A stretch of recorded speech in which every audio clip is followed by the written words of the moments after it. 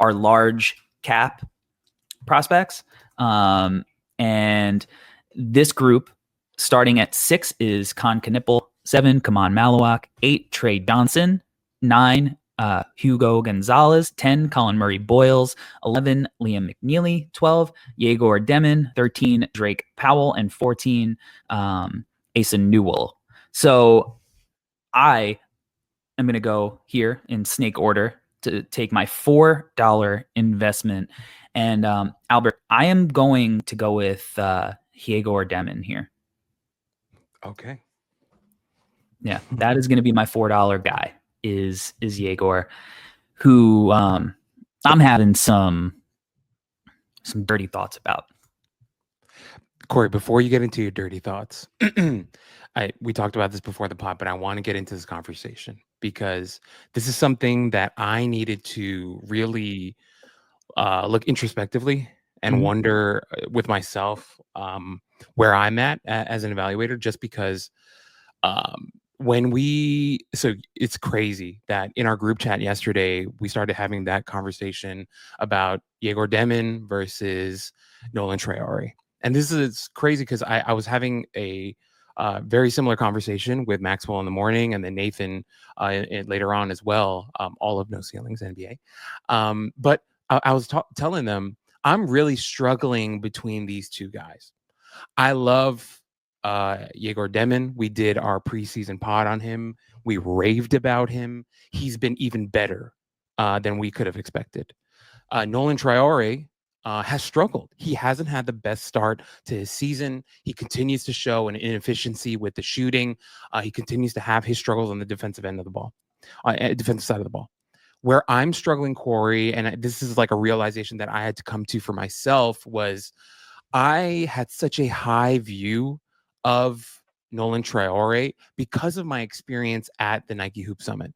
And I loved watching him in person. The reviews that I heard from Coach Marshall Cho, right? Him saying that he's one of the most intelligent players, young players he's ever been around, right? Hearing from VJ Edgecombe in the post-game press conference where he was like, yeah, Nolan Traore is the best point guard I've ever played with. Right. So keeping that in mind, plus what we saw, during shooting drills, during scrimmages, during the actual game, I walked away from the Nike Hoop Summit just absolutely in love with Nolan Traore.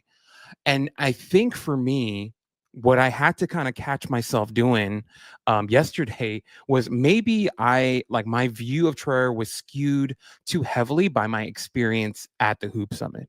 Right. And I wasn't really taking into consideration the reality of how he played last season, how he's playing to start now, and how there are real holes to his game that I have to kind of rectify in my mind. And so I wanted to kind of share this with you, Corey, because I wanted to hear your thoughts on, obviously neither one of us are going to take Traore because, we're past that now. But as Demin is coming up in this conversation, how is your mind kind of processing these two prospects? Because they're different prospects, but they also have some similarities as well. And so just kind of, and obviously there are a lot of, discourse on the internet right now of, a lot of people moving Demin above Traore, and I'm sure you have as well. And so wanted to kind of get your feedback on how you got there, not because I want to argue it, but just I'm kind of checking myself as well right now.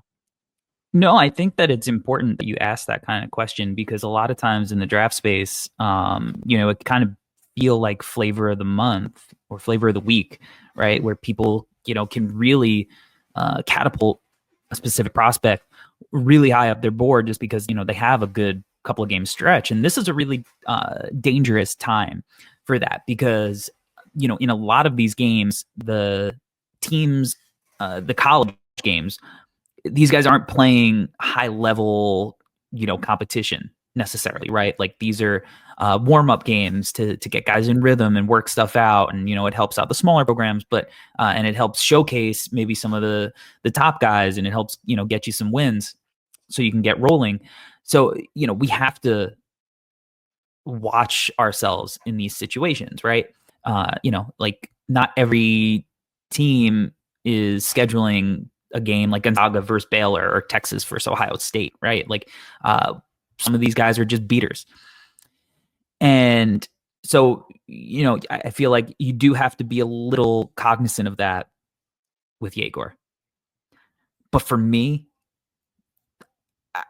I caught myself watching the stuff he was doing on the floor, and I said, "This, I don't think the competition has anything to do with this.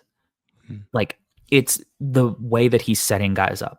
It's the footwork that he's displaying, which he was showing overseas too. Like, there was this mid-range shot that he got into in one of the, I think, Adidas Next Gen games, that he got to the elbow, like stopped, spun, and like the pacing of it all was like, wow, like that special stuff.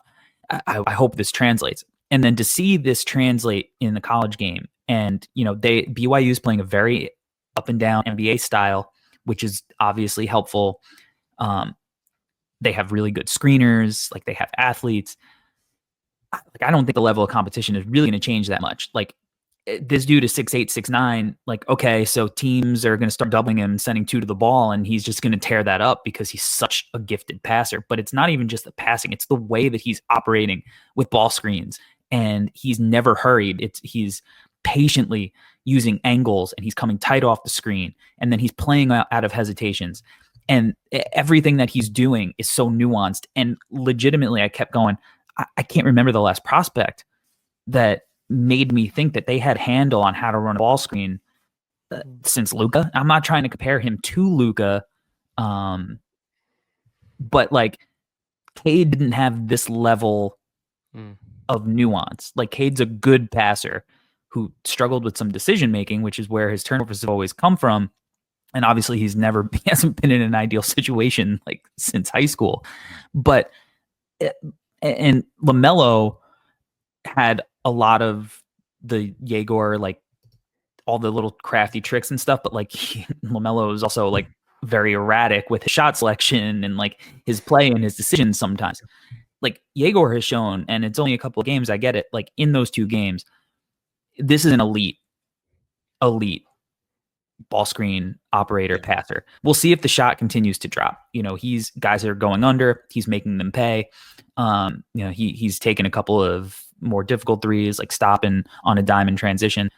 But for me, like, he's 6'8", 6'9", and he has this elite skill. And I think like his shot, it looks good enough. I feel like it looks a little better than it did when we broke down his game, where like sometimes you'd be like, it's like a little hitch. And I feel like it looks a little better. He's clearly been working on it.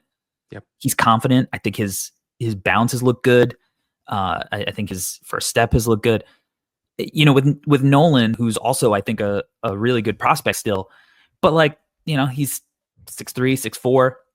Yeah. And he's super fast and super bursty, and he can get to the rim. And I think, when his shot is dropping, he's like really hard to stop, and he's playing professionally. So like, we have to take that level of account into, our evaluation. But man, Yegor, it's like, this dude might be a top 3 pick. And we when we broke him down, we were like, he's either going to be a top 5 pick, or like he's going to be like a, back end of the first round guy. Like, and to me, he's looking much more like, is he going to be the guy that people start asking, like, should he go ahead of Cooper? Like, is he going to bypass the Rutgers guys? Because he's the type of guy that I think gets guys paid. Like, he is going to get Richie Saunders on the draft radar. Like a guy who, shows up in BART queries or whatever, but like, now people are going to know his name because Yegor is going to get this dude easy, efficient looks. He is going to get everybody on that roster points in a really efficient, easy way. He's going to create just everything, and it looks effortless. Where sometimes with Nolan, it looks like he's got to like really put effort into creating it, and it works, and he's a good prospect. But I just don't think the upside is necessarily there with him because it's literally just a sizing. Like, because I don't think he's like a freak athlete in the same way that like, John Moran or Derrick Rose or Russell Westbrook were. Like, he's obviously got a crazy first step. He has a little bit of bounce, but it's not the same thing. And it's like, we've seen a guy like Scoot struggle. Yeah. And I feel like their skill sets are pretty similar. So for me, I think Yegor is just he's unbelievably impressive, and I think he's going to make a lot of basketball players a lot of money. It's going to be like the Jason Kidd, Steve Nash effect for him. I think he has that kind of level of special as a playmaker.